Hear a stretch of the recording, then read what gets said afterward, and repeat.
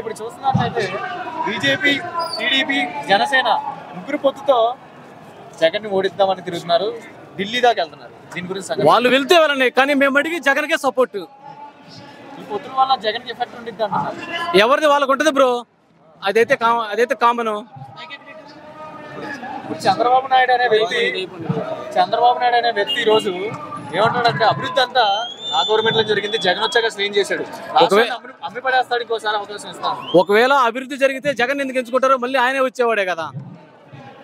అదే పవన్ కళ్యాణ్ ఈ రోజు జగన్ నాకు 4వ పిల్ల అంటున్నాడు, మన తాడేపల్లిగూడెంలో అన్నాడు. దాని గురించి ఏం చేస్తారు? పవన్ కళ్యాణ్ యూత్ అంతా పవన్ కళ్యాణ్ వైపే ఉంది అంటున్నారు. పవన్ కళ్యాణ్ ఒక్కడే ఉన్నట్టయితే ఒకవేళ పవన్ కళ్యాణ్ ఉండేవాళ్ళమే. బట్ అతను సీఎం కాకుండా మేము అతను సపోర్ట్ ఎందుకు చేస్తాము? చెయ్యం. సో ఏదైనా మళ్ళీ ఎగిరే జెండా వైఎస్ఆర్సీపీ అంటారు. 100%. అవుట్ ఆఫ్ 175 ఎన్ని వస్తాయి అంటారు? ఈ సైడ్ సీట్ 140. ఎన్ని వచ్చినా గెలిచేది మాత్రం జగన్. మేము మటుకు 140. ఇంత ఆదివారం ఎండాకాలం ఎందుకు ఇలా వచ్చారు? అది జగన్ మీద అభిమానం. ప్రజలందరూ డబ్బులకి వస్తున్నారంటారు, అభిమానంతో వస్తున్నారంటారు. అది ఒకటే ఆన్సర్. బ్రాండ్, ఈ బ్రాండ్ బట్టి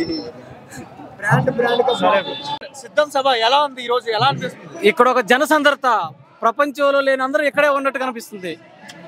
ఇప్పుడు చూస్తున్నట్లయితే లోకేష్ బాబు ఇప్పుడే ట్విట్టర్ లో పెట్టాడు, అంటే గ్రీన్ మ్యాట్ వేసి షో చేస్తున్నారు, ప్రజలేం రాలేదు.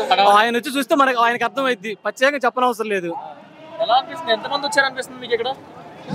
ఎస్టిమేషన్ అయితే 15 లక్షలు అన్నారు, బట్ ఎగ్జాక్ట్లీ తెలియదు.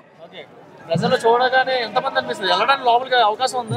లోపడానికి వెళ్తే ఇలాగైంది, ఇలా అయింది, ఇది ఇలాగైంది, అలా ఉంది. లోపల అంత రష్ గా ఉంది. ప్రజలందరూ అడుగు వేస్తే వాళ్ళతో ఉంది. అవును.